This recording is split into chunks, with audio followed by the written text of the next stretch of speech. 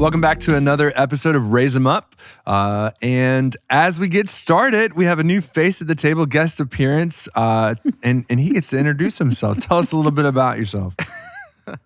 I'm Kyle. I'm the Director of Contemporary Worship here at Trinity, and happy to be called up about 5 minutes ago to join you guys in conversation.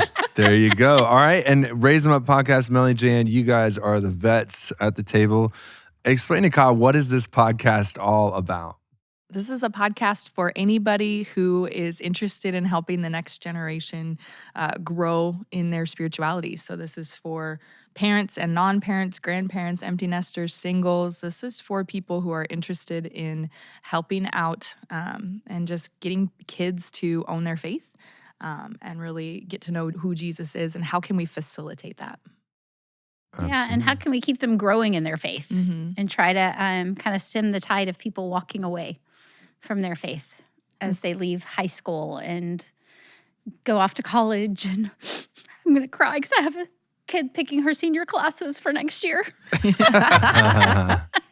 And the main thing that we do is we just read a book and talk through chapter by chapter some of the things that we find that are interesting and encouraging. So listeners can either listen along just with us, they can read along with us, they can do a mixture of the two. Yeah, I was about to say, so don't feel bad that you didn't read the chapter with us this week because somebody listening right now is in the same exact boat. And so, yeah, so you have certainly your hat that you wear as your job at Trinity, but you also have the dad hat you get to put on today and think about today as you kind of navigate this. And we are in I was saying it's my favorite ministry book. So as the listeners have kind of heard this, I read this book for the first time in June of 2020. So it was released early 2020. I didn't get my hands on it until June of 2020. So you can imagine the effect where we were all at in ministry or lack of ministry, the world changing as we knew it. And then this one hits. And I would say the premise of this is just reclaiming what God understands about the home, about a spiritually vibrant home, the power of messy prayers, loud tables, and open doors.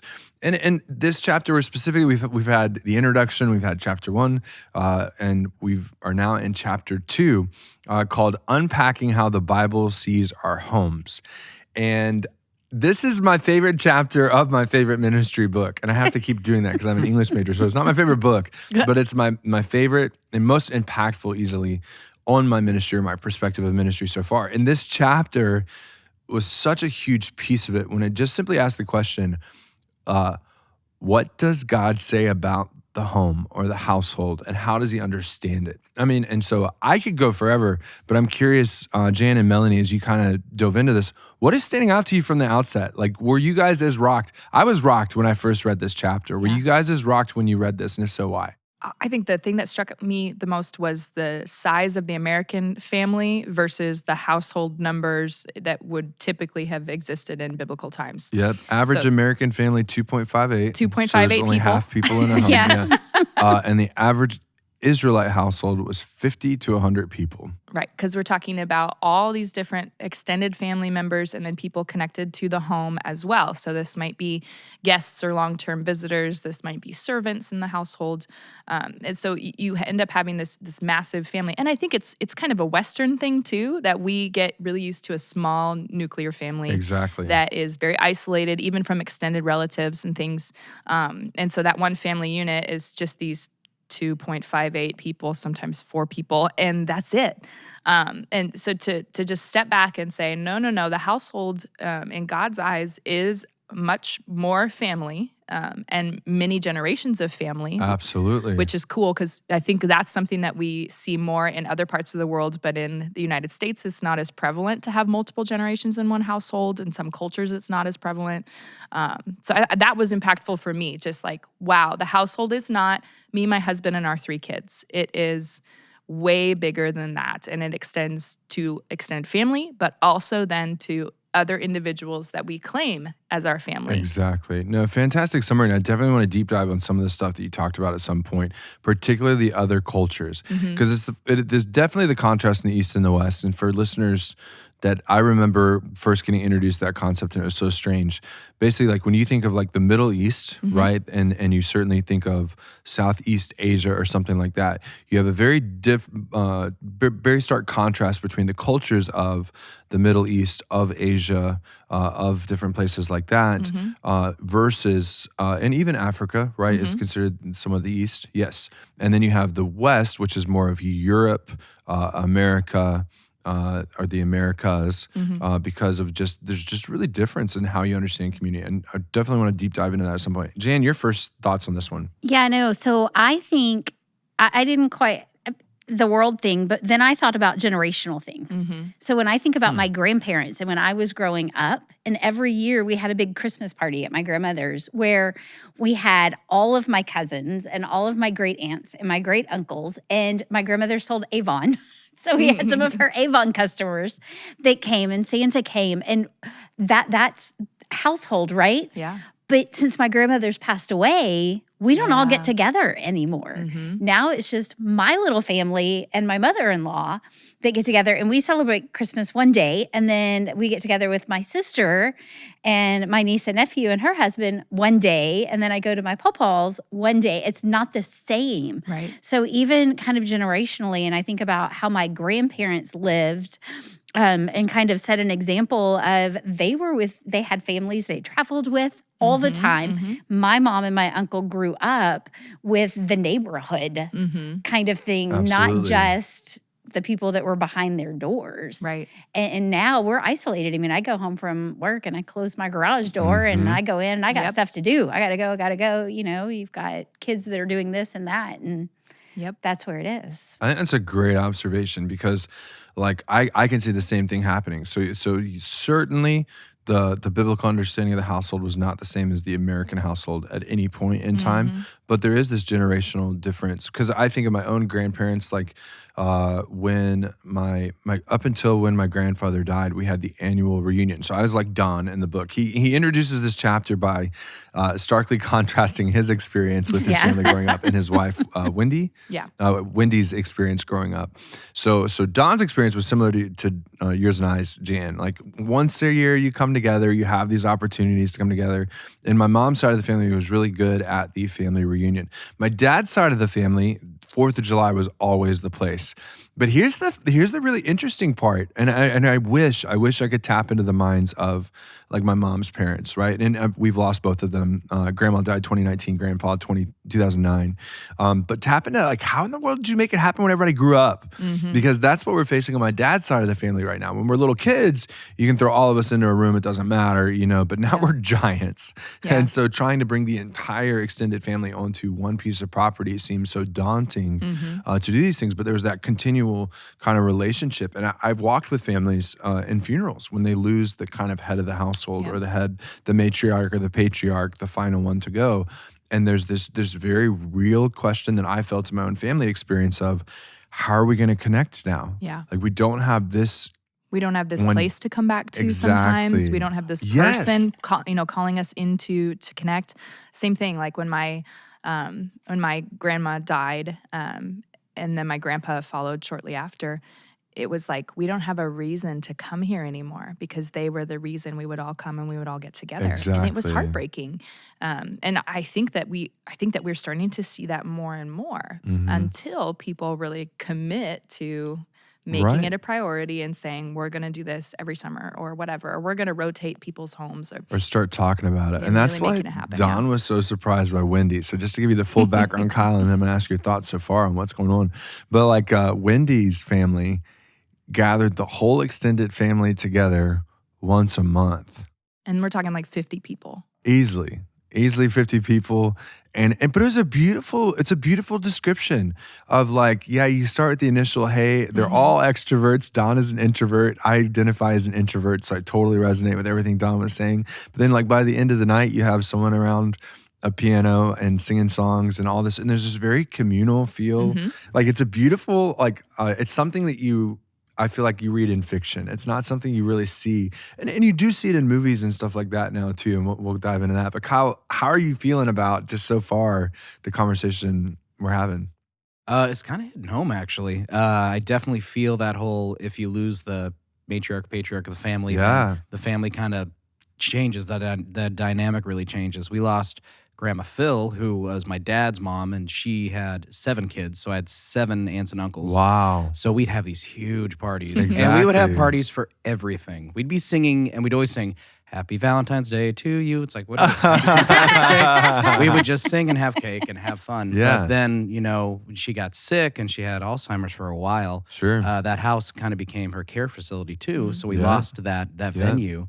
And then the family dynamics changed because other kids younger than me and my brother and sister came into the picture.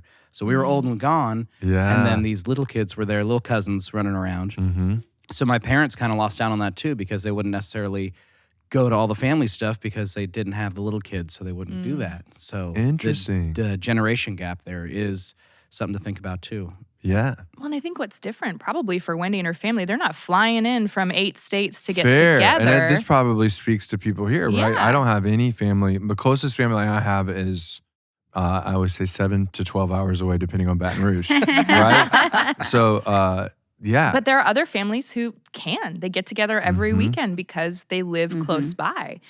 One of the struggles I have with my family being in multiple states and kind of all over the place, we get together maybe once a year and we probably at most get 24 hours all together. Wow. Yeah. But it's hard to connect on the level that we're seeing in this chapter described in Wendy's family when you've got 24 hours and 24 people to see. Yes. Yes. So I think if you're listening out there, you're probably experiencing some of these different challenges of whether it be geographic or generation gaps or, whatever, just the lack of time and the busyness. But God still, I think, is calling us into households, and that might not mean your extended family. Right. That's But what I was going to yeah. add is I think this chapter, what it helped me when I first read it was there is a redemptive perspective Yes. for people in my shoes, right? Because notice how, I think the core concept of the chapter is this idea of the Bible would understand things as there's a core household and maybe not. I think we have to use that word so we can Right. wrap our minds around what we do have of our core household. But then biblically speaking, what they would refer to as the extended household is what the Bible constantly described and constantly pointed to. And for people like me, who the closest family you got is 7 to 12 hours away, depending on Baton Rouge, you still have an extended household. And I just really appreciate all of the different pieces it dove into. It kind of introduced the Hebrew word and the Greek word for house, which was so fascinating because you have bayit, which is the Hebrew, and then you have oikos, which is the Greek. Now, here's the fun part about Greek and Hebrew, similar maybe somewhat to how we would understand it, that both of those words can refer to a physical structure in which a group of people lives, as well as the group of people who lives in that structure, right? So you could use it either way. So when you say the word house or household, it's kind of interesting how we use the words houses and home, to say two different things. But biblically speaking, if you say the word household, are you talking about the physical structure? Well, most likely, actually, biblically, you're talking about the group of people that lives there. And the fascinating, so you said the most fascinating thing for you is the difference in the Israelite household and the biblical or the American household. Here's the most fascinating thing for me. In the Old Testament, it mentions the word household 2,000 times. Right? And I love it. I was like, I didn't read this. That's impressive. It's a lot. And then and it says over 2,000 times. And then in the New Testament, it mentions it over 100 times. So the word household. And what I love about what Don did was he kind of called us out on how often do we overlook that word and miss the picture of what's going on here.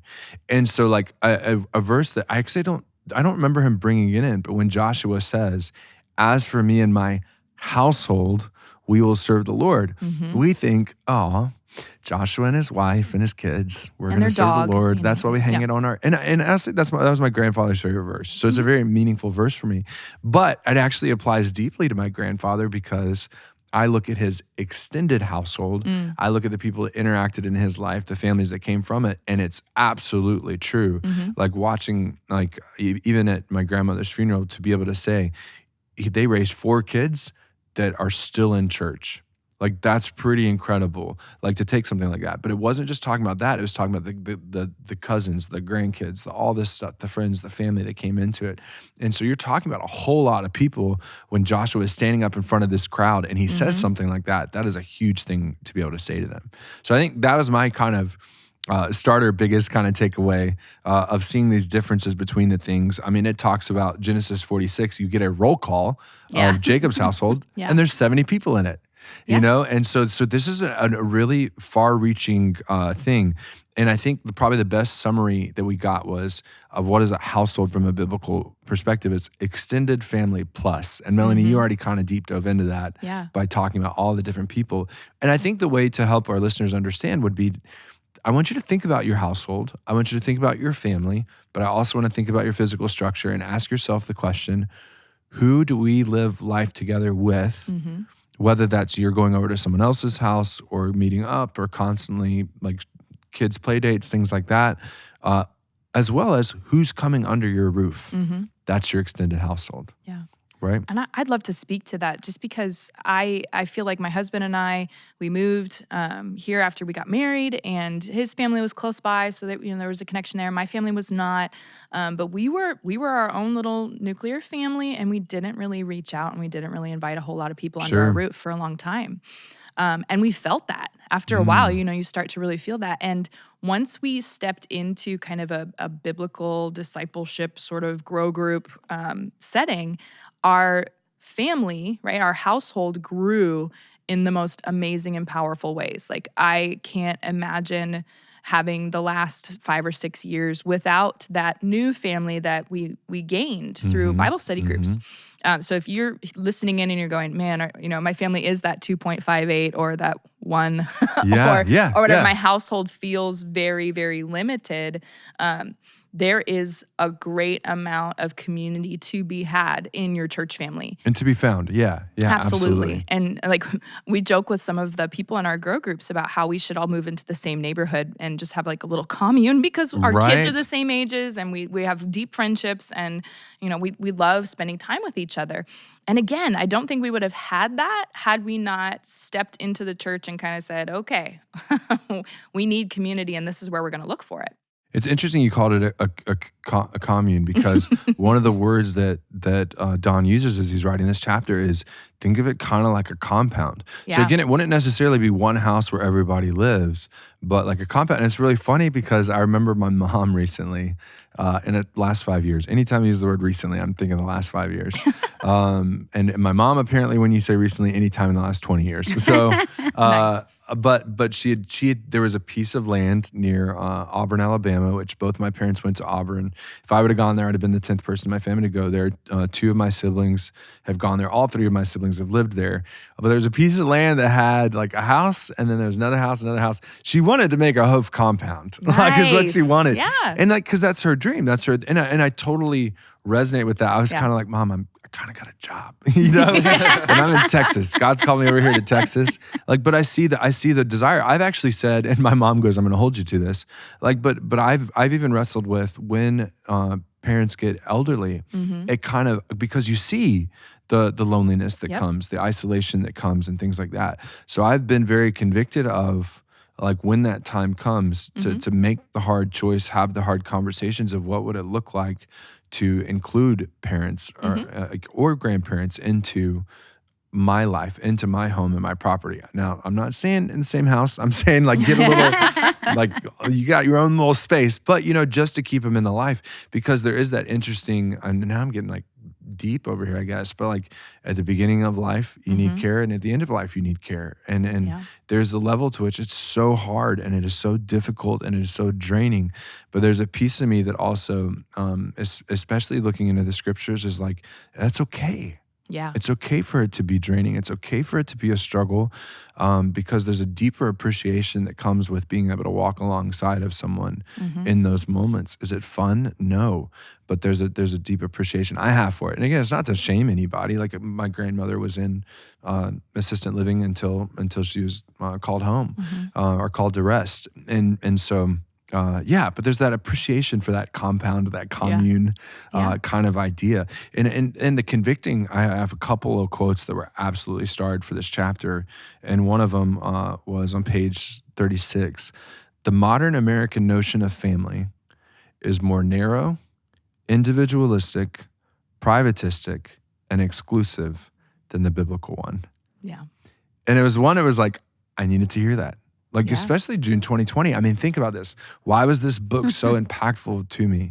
Because one, that's been true of the American household, probably, I would say easily for the last 20 years. I would say the development of the cell phone has only escalated all of this because we're seeing this in this generation that we're raising up, is that they don't have social skills. They don't know how to talk to people. And so like I was even, I had the DCE retreat, and I remember being able to reflect with other DCEs about, are you seeing this too? And they're like, absolutely. There's just no notion of how to have a conversation or even connect. Add to that a pandemic where you have to go into your household and seclude yourself from everyone else and just be together. And then add to it that the typical way that we run a household is the American way of go everywhere you can at every pace, never stop to talk, never stop to reflect, never stop to deep dive. And you have a recipe for isolation and questions and conflict when you jump into a worldwide pandemic, right? And so that's why this is like so convicting for me. And I'm like, yes. And the encouragement I'll give you too, keep listening, keep reading. Because again, you kind of mentioned there might be people out there going, I don't even know. Like, how do I tackle that? Sounds like an amazingly huge hurdle. Exactly. Like, how do I go from being isolated, needing other people, to reaching out to my church, especially because your church is filled with a bunch of humans. And humans make mistakes. They're not perfect. They're sinners, every single one of us. And so these ideas of, because I see it all the time, the devil gets in your head and says, nobody loves me, nobody likes me, nobody will say yes to me, things like that. This book is going to, in the most practical of ways, walk you step by step towards what could this look like. Even if you're like me, even if you're single, you're in a house by yourself, it helps invite you into the conversation of what this looks like, and it's so convicting. I've now talked forever. I don't like that. Other thoughts that are standing out to you as you hear these things? Yeah, no. So like I said at the beginning, it's convicting. So when I think back of, so my husband and I have been married, it'll be 27 years in May, right? We were married almost 10 years before we had kids. Total choice, because had a lot of growing up to do. But before we had children and we moved here, so we lived by my family at first, right? So always with my family, rode my bikes to my grandparents' house. Like you were always with your family. Came to Houston, okay, there's no family here. But we found our family. I worked at a school, was teaching. We found our family with teammates, right? And we got together almost every weekend with people. We had people at our house. We went to their house. Kind of a fun thing. Then we joined a church, had a small group. So we were living this household kind of thing. And then had some struggles when finally decided to get pregnant. Had this grow group and this great group of support system here with people that you're working with and stuff to walk through that with. Had our kids, everything's great. We're still doing this. When I went back to work full time, things changed. And I'm sitting here going, oh my goodness. Because it was like once I went back to work and had my daughters who were getting older, they were ready to be in school, and they started doing things. That's when our household went, phew, and we pulled inside ourselves and started just focusing on that. And I'm sitting here thinking, oh my goodness, this is why families, when their children go off to college, they have such a hard time, right? Moms and dads, because your life has been pulled into this little section of, yes, and it is. And then I'm thinking, oh my goodness, Cheyenne, there are other people that you know that are in the same period of life that you should be totally living life with and doing things with, and not just focusing on, okay, I've got this kid going here and this kid going here. You take that. We're man to man. Let's go. Yeah. But we don't have to be man to man. We can be family to family and, join in with others in the same thing. So I'm sitting here going, it's time to open back up the commune and make the household grow again. And I also think about like where we were spiritually at these different times in our lives. And you know what? When we were living life with others, not just our little, family, but when we were living life with others, we were spiritually more vibrant. And that's what the research is showing us. Like that was one of the things that stuck out to us in the previous chapter. Absolutely. was the families or the households that have outside connections and like other groups of people, non-family members that they connect with regularly, or other people that feel like family, their spiritual vibrancy was greater than those who didn't. And it's because God designed us to live in relationship. Absolutely. And, my daughters. Shocking. God knows what he's doing. Like, amazing. Yeah. I know. Especially my older daughter, right? She's got friends that they just think of our house as their own. Mm-hmm. That's great. But you know what? I love their parents too. And we need to be connecting with the parents of these kids. It doesn't need to be just us encouraging our children to have those relationships. But we've got to start. And I love that you said you stepped out. Yeah. Your husband and you were like, okay, no, we've got to open the door and we've got to step out and make this happen. So, and it was scary. Yeah, that's me. It's good. Okay. So this is my third time reading through this book, right? Mm-hmm. So the first time I read it, it was just exciting. I actually got it for the other pastors of the congregation because like you need to read this. I read it with you this first time. Yeah, exactly. Super and I told the Grow team, that's right. We read through it. The second time I read through it was with the Houston area DCE's, Director of Christian Education, oftentimes work with youth, kids, things like that. And we had a conversation about it. It was one thing we were trying, like, let's do more intentional professional development, read a book together, learn together, grow together. And what was so cool was we pointed out how programmatic we are. So, and when I say that, it's this model of, and it's American, super American, it's about 100 years old for the church at least, of go to church, get everything you need, walk away. It's the McDonald's, like it's the Burger King. Transactional, consumeristic, that kind of a thing. So I need to go to there and receive from the professional the fish on a platter, and then enjoy it, and then go home. And one of the cool things about this is inviting you to an entirely different way of thinking about the family, the community, the commune, the compound as a broader church. And when we talked as the DCEs, it was so interesting. We were talking about how most of us are introverted, which was really cool. But there was a specific DC in the area, Laura, who encouraged us because they are living life very differently at their church, very much like this says, very simple, non-programmatic. And she told every one of us about their process. They have young kids, it's messy, life's not perfect. She says you need to, one, invite more people into your life, and two, invite yourself into others people's lives. And we're like, what? That sounds like the most terrifying thing ever. Well, and do you know which one was more terrifying? The second one. The second one, yeah. Inviting myself into someone else's life. Like, and again, I got that P word in front of my name, that pastor word. Yeah. And that was terrifying to me. I was like, Laura, what do you mean? And she's like, well, say, when you having me over for dinner? I was like, Laura, you can't say that to people. Like, all sorts of things. And what she helped me see though, and I think, and I mentioned this because we get so busy, those schedules, like you were talking about the different seasons. When they were young, it felt easier, but then sports and all this other stuff. So you isolate and you crowd yourself in because we just can't fit anything else into the calendar. God doesn't invite us to add more things to our calendar. In fact, God invites you to prune, to pull away things from your calendar so you can spend quality time in the community together around his word and to hear from him, to rest rather than to do things. What Laura explained to us was, Lee, you got to understand, when you invite yourself over to my place, that is so much easier than inviting me to come to yours at this stage of our life. For me to pack up all the kiddos, to clean up all the mess, to get them ready, to travel the 20 minutes to get to church, and then do church and be distracted by how my kids are behaving and all this other things, and then to drive the 20 minutes back and then figure out bedtime and all this other stuff is significantly harder than you coming and sitting at my table.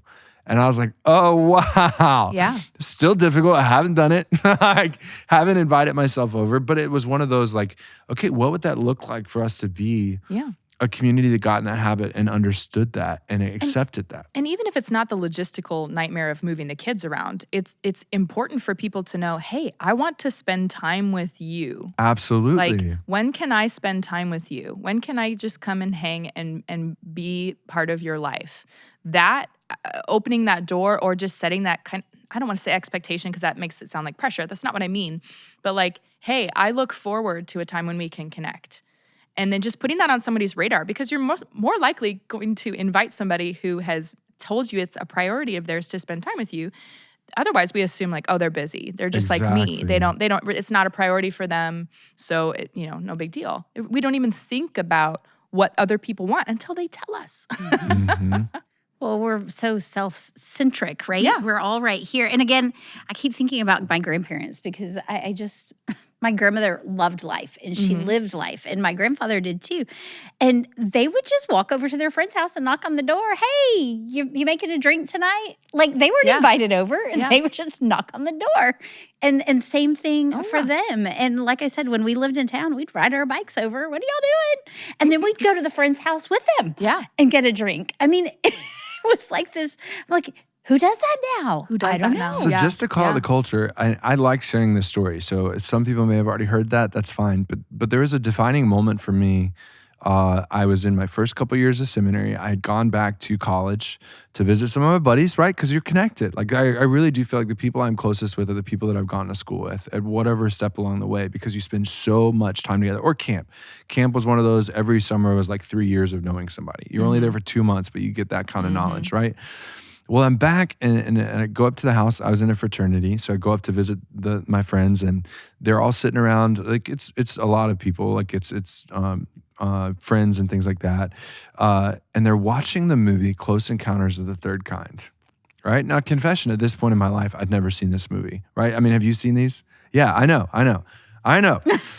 But there was one scene in particular that has stuck in my brain as one of those moments of we're not in Kansas anymore. We're in an entirely different world.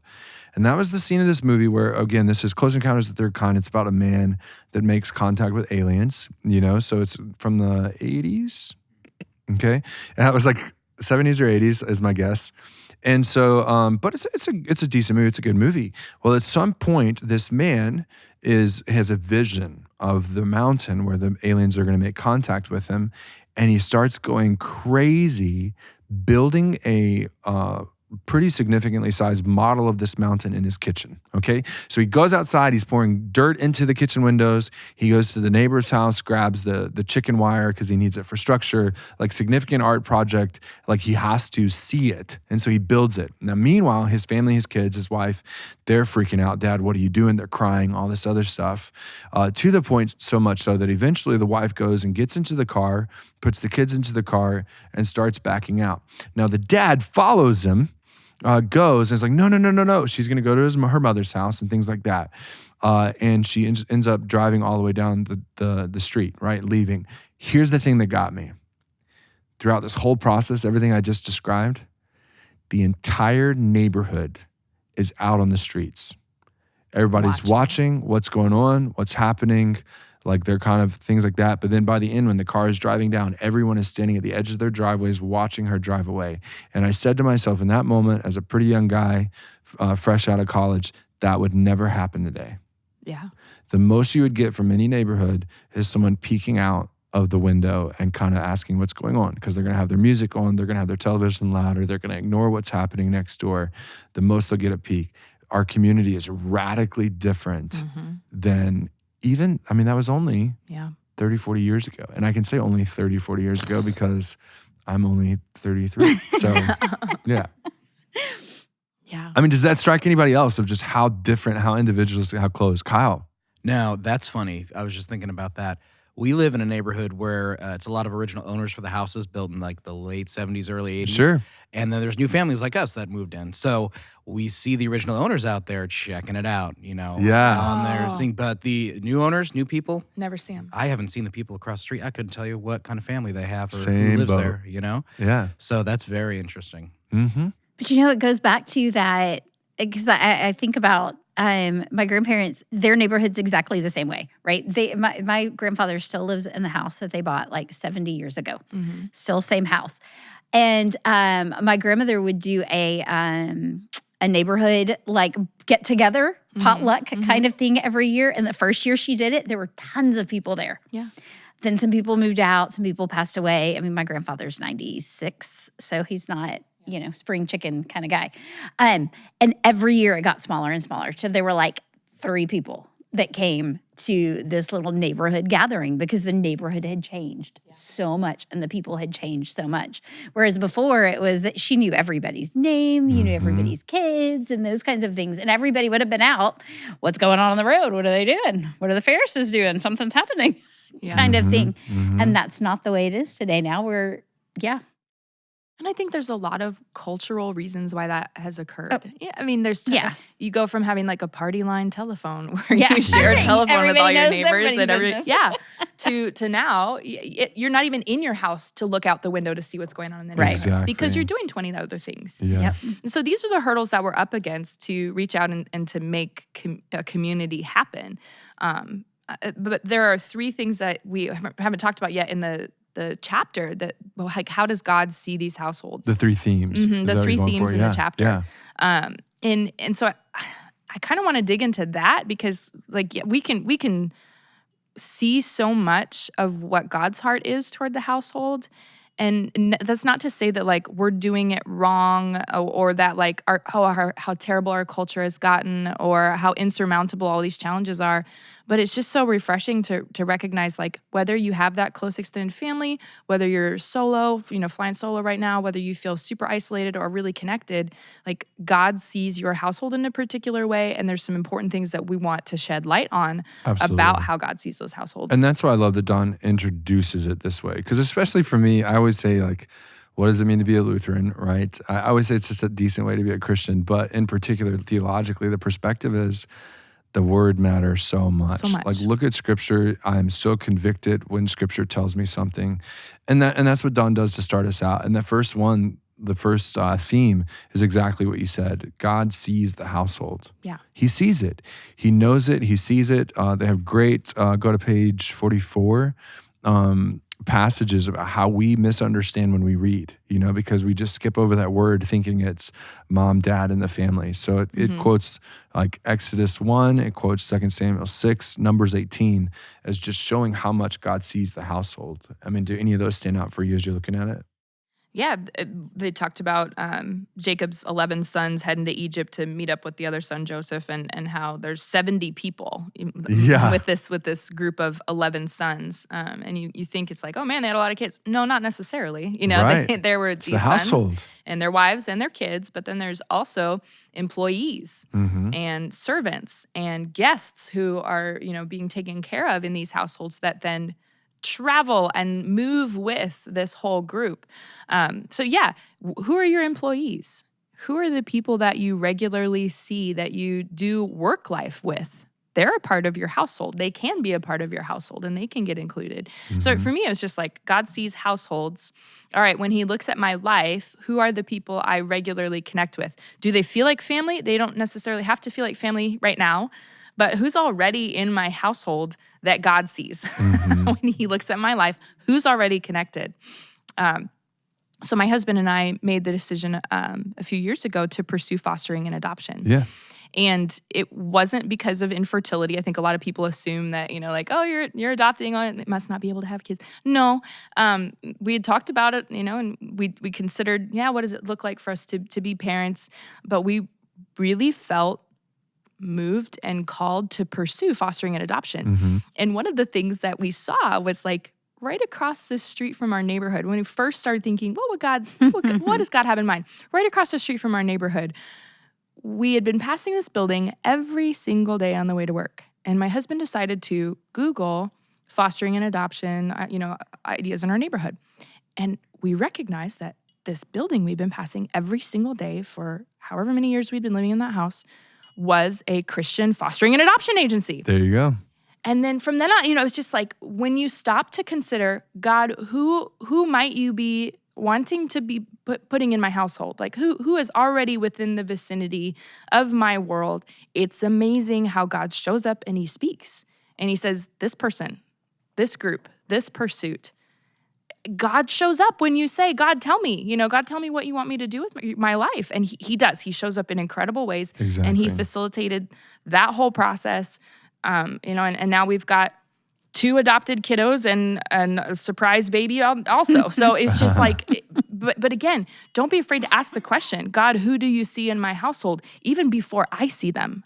And he answers. It's powerful. Exactly. And he sees it, right? And that's where, again, I'm just thinking, I'm resonating with the people listening right now that are on that situation of I'm at baby step number one, you know? And I think that there's a level of just keep reading, keep listening. Yep. Yeah. You're going to hear different ways and invitations and things like that. But then also, like, you kind of heard us when we were talking about inviting people over, inviting yourself over. Like, don't be afraid to just keep your schedule, you know, but also take that time to rest. And that's a whole nother conversation we can have. But looking at theme number 2 was a theme of scripture about households, was that households rise and fall together. And so it had some great examples there. But it basically just talks about how it affects everyone. Like what happens to one happens to others. Again, it's somewhat a way that we've designed. And everybody can think in their own ways of something that's happened in their family that's affected everybody or their extended household and things like that. And I think that's just important for you to know, like, what that also means. Like, I think of my own journey of isolation, not connected, all that other stuff, extended household, families all the way spread apart. And I'm knowing, 1, I know I'm not alone in my own area. 2, I'm not alone in my own family. So there's a chance that if I'm experiencing that, then it's true of my siblings. It's true of my parents. Like, they're experiencing the same thing. And so what a great opportunity to have that conversation. I think we highlighted the patriarchs and matriarchs, Sure. you know, like the house rises and falls. And just, it's comforting to know that you have an impact.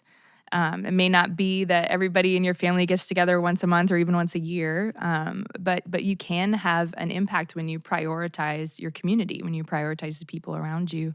Again, baby steps. I'm excited to go into what those baby steps are because it still feels daunting. Well, that's it. It's not cliff diving. We are not cliff diving. Not even close. Oh, yeah. We're and not saying you have to turn your world upside down, stop having your kids do any kind of sports, and invite everybody to your house. Yeah, no. That's not what we're saying. And we're also not saying, like, hey, go foster and adopt tomorrow. Like that, Right. You know, we baby stepped out. We were like, okay, fine, God, we'll go to an informational meeting and then we're going to drag our feet for a few months and then we'll take some time to retreat.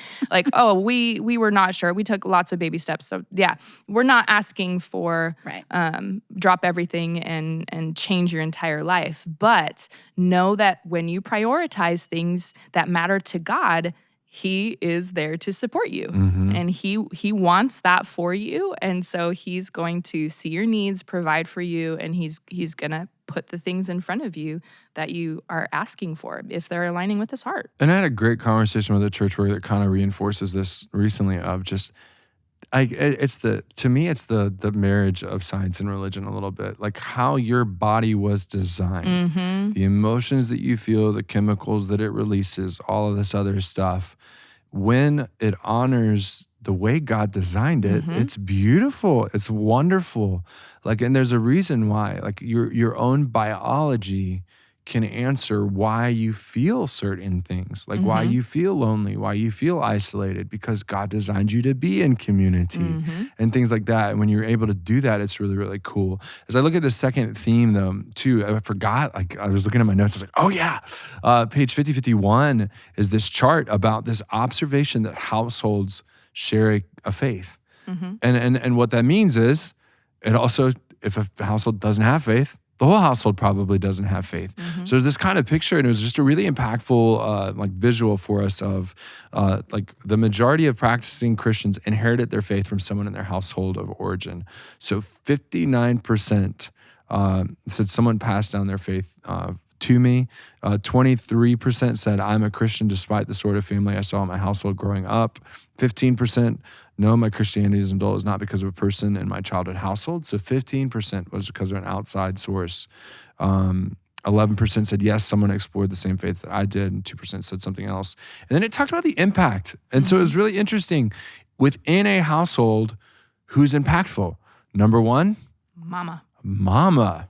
I know, right? It's kind of surprising because certainly looking at scripture, it's meant to be the dad, but mom came in at 68%. And I commonly hear women come and talk to me and say, I wish my husband did more. I wish they led more. I need him more, but I'm the one that's having to stand up to do this, you know? And so that's something for dads to hear because, again, biblically speaking, and then I guess socially speaking, we can definitely talk about the impact that men have when they come into mentor roles, particularly with boys and things like that too. But Dad, you're number 2 right now of the impact, 46%, so a whopping 68 to 46. And then next in line, and I really, really hope people hear this, 37%, not that far off from Dad, is a grandparent. And I think about my own life. I mean, I shared with you about my mom's parents and even my dad's parents, like their faith. And I can tell you from walking alongside of kids when they lose a grandparent, that funeral is a very impactful moment of what did grandma believe? What did grandpa believe? They loved me. They were important to me. So it's one of those things that your role never stops. I mean, it really doesn't until the day Jesus calls you to rest, of the impact that you can have on the people that you're raising up. And it's not just blood. Good. I was going to say that. Good. Take it. Yeah. Butch grew up across the street from my husband, from a lady that prayed for him from the moment that he was born. You know, and would bring pies over to their house and things like that. And he was in a household that didn't go, in a house that didn't go to church. But this lady kept praying for them and all those things, and eventually got them to come to church with her. And when my husband was finally baptized in the church, she's like, "I've been praying for you." And I mean, she was that grandmother that's not a blood grandmother. Exactly. But she was a part of that faith development. So it's not just the blood grandparents. Exactly. Yes. And that's what I love. It's not the household. It's that shared life together. And that's shared great. Experiences. Then the next 2 people, the influencers, are non-relatives and friends. So non-relatives and friends also big impact. It's amazing. Yeah, I think of the kids that go with, kids group here or even in the school here.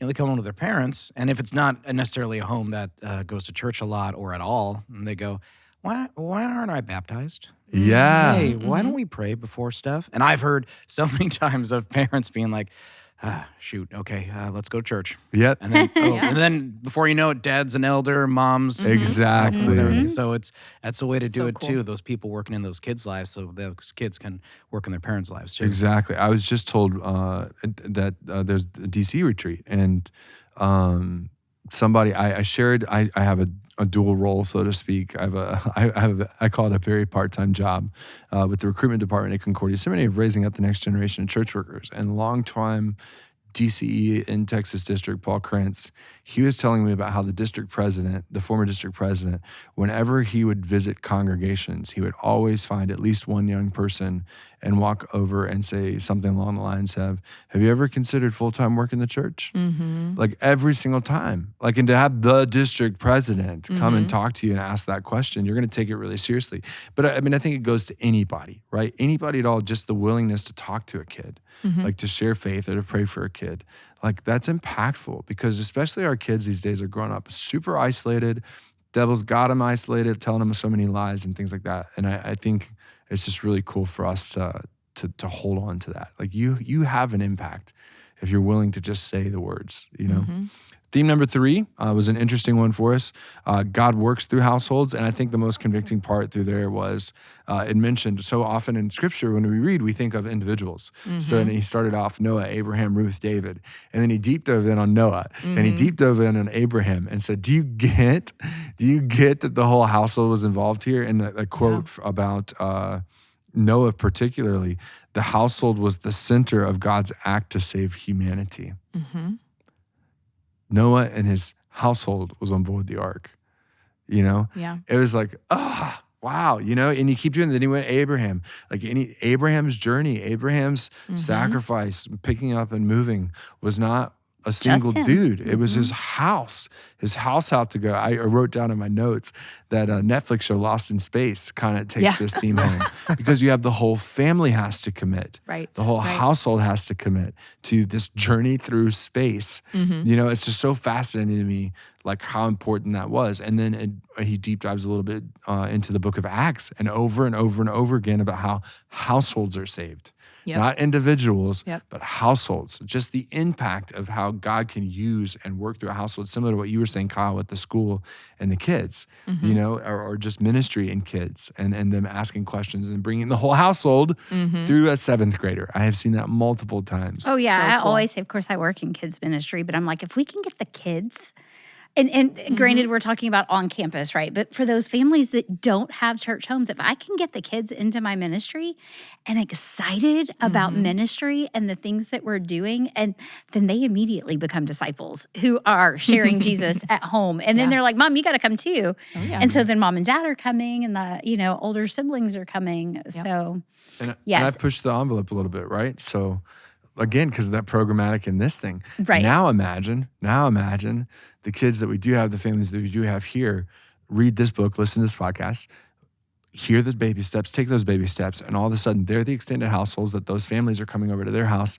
seeing how they pray, how they talk, how they have conversations, just how they love each other. That's it. Loving each other. It's not the specific brilliant Bible knowledge person or something. It's the loud like tables and the messy lives. Exactly. And all of a sudden, look at the reach. Look at the impact. Yep. Absolutely. And I will say about the Noah thing. So I had honestly, I've taught Noah a million times in kids ministry. That's one of those Bible stories every kid needs to know, Noah's Ark. But there is on Right Now Media, there is a video by these group of animators that drew cartoons and things like that.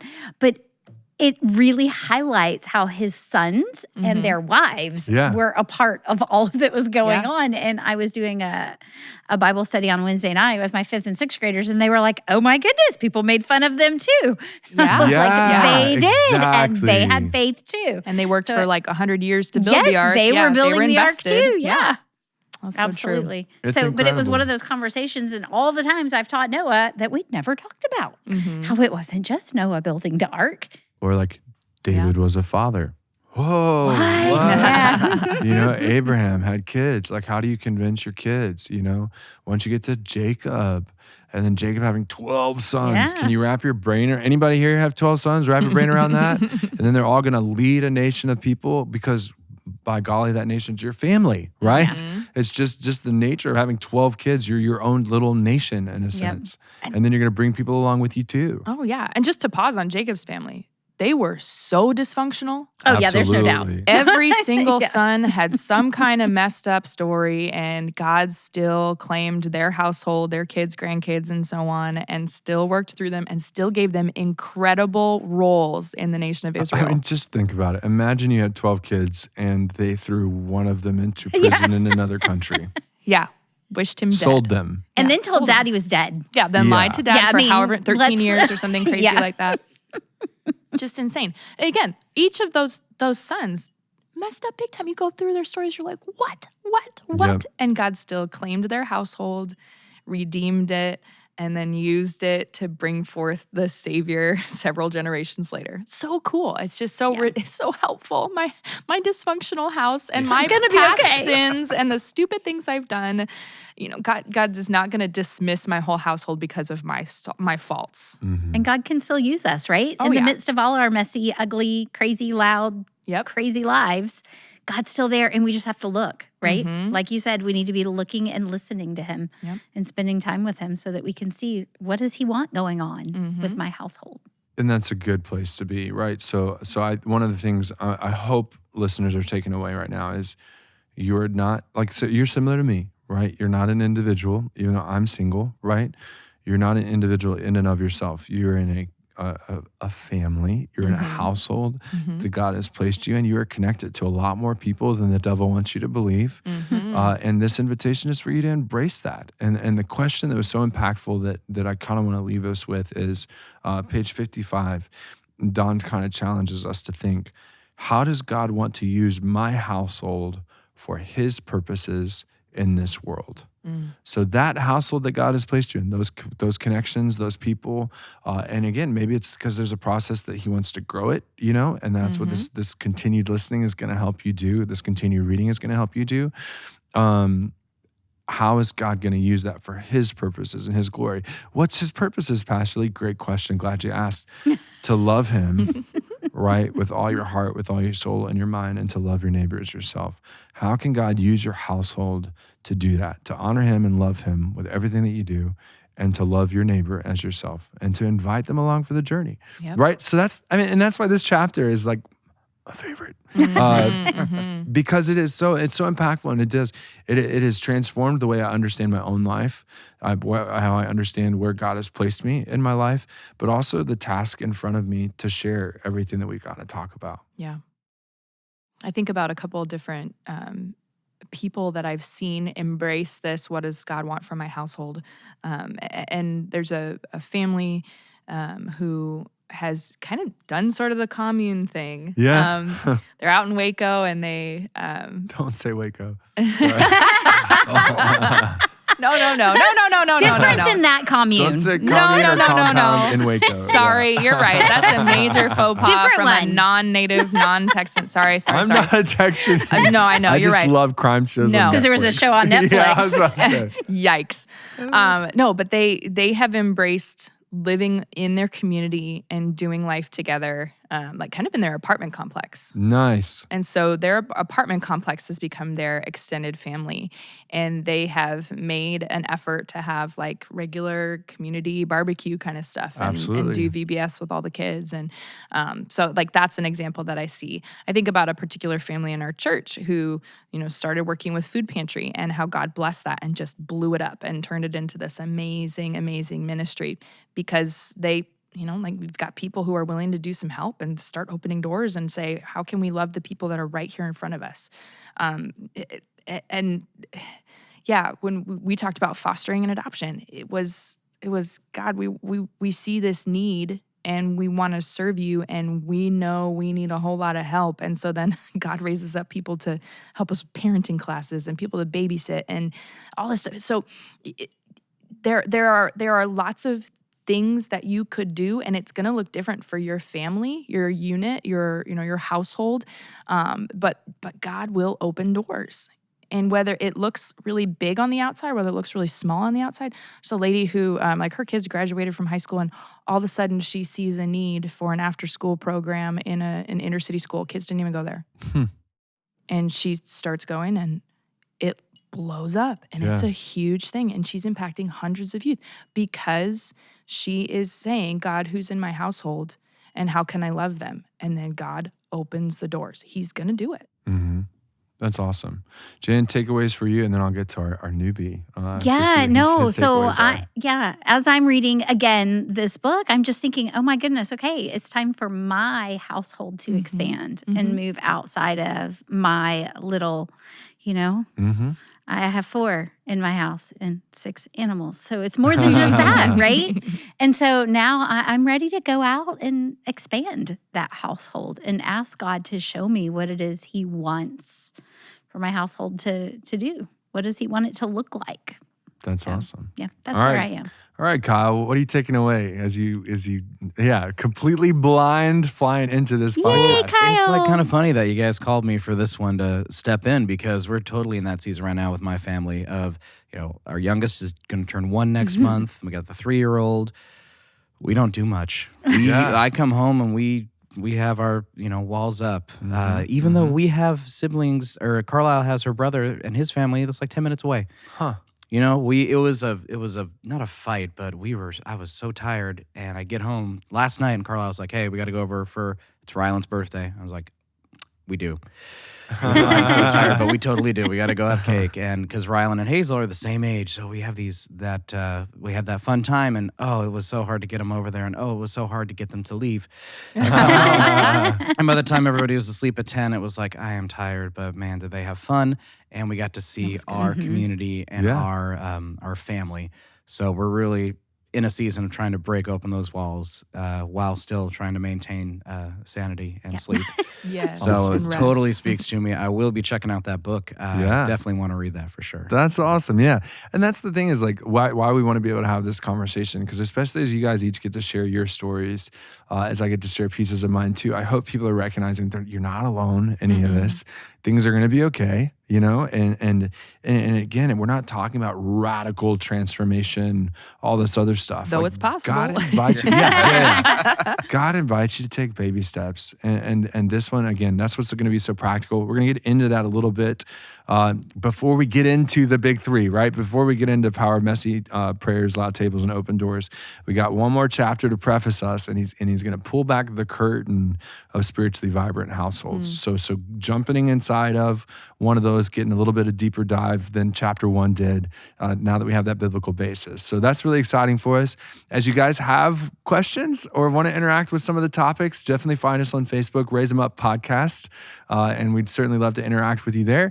And then certainly we have our email as well, Raise 'Em Up, and that's raise, RAISE, EMUP at trinitycline.org. We'd love to continue the conversation, and I hope you keep listening. Hope you keep finding encouragement from this.